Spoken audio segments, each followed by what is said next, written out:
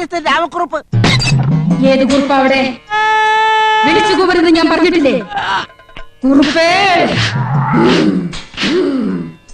കുറുപ്പേ, തന്നെയല്ലോ ഞാനിവിടെ ഓടിച്ചത്. അകത്ത് പൂജ അടക്കാൻ പറഞ്ഞൂടെ?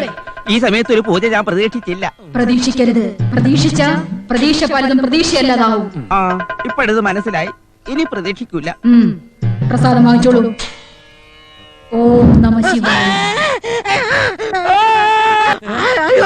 കണ്ടോ?